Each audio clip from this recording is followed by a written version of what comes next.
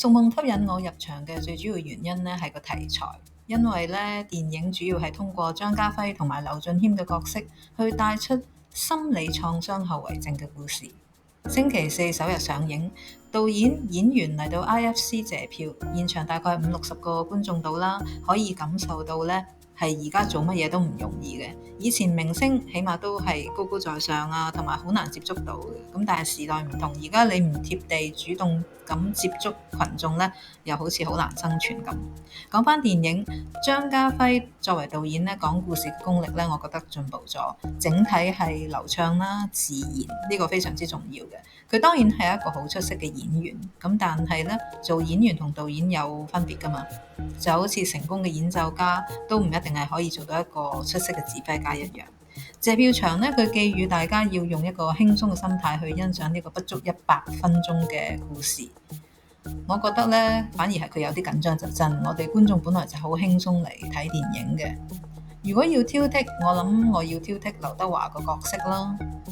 因為由個片末嚟到睇呢，好似個故事係會有延續有下集，但今次呢度呢，又編排得佢有啲突兀，出場到後續呢都好突然啊！咁你想點呢？想表達乜嘢？定係呼應啲乜嘢呢？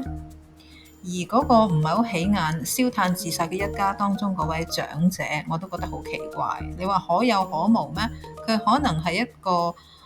要強化3代同堂家庭形象嘅角色。但係佢嘅存在呢，又好似冇咩作用，可能有啲段落被刪走咗都唔定嘅，咁所以令到觀眾我呢覺得好古怪，亦都可能係因為我係一個中意細節嘅細節控啦，我總覺得每個角色、每個鏡頭、每句對白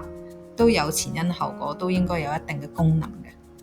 劉俊謙嘅角色呢，我諗係代表咗好多人嘅，佢哋同父母嘅關係啦、童年嘅經歷啦，到後嚟終於有機會佢同父親暢談，釋放咗彼此之間內心嗰個真正感受，亦都同時呢解開咗由細到大嘅心結。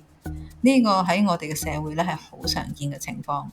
其實只要大家願意打開個心做交流，其實冇乜嘢係解唔開嘅。咁但係往往礙於面子啊、自尊心啊、自卑感諸如此類啦，又或者作為父親必須要嚴肅嚴厲呢個前設，令到大家咧鎖起咗自己個心，至令到啲情結咧越嚟越難解。呢部電影能唔能夠喚醒每一個人重新審視自己同父母、伴侶、朋友，又或者任何一個人嘅關係，令人與人之間少啲隔閡，以及幫助到唔同人格形成嘅人學識接受自己嘅不完美，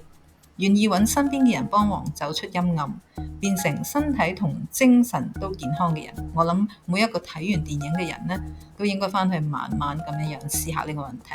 因為牽涉情感世界呢係複雜嘅。我哋大家都有內心深處嘅秘密，即使係最親密嘅人啦，都唔一定知道，亦都包括一啲係恐懼、焦慮嘅情緒。如果康復唔能夠單靠自己，咁我哋又可以點呢？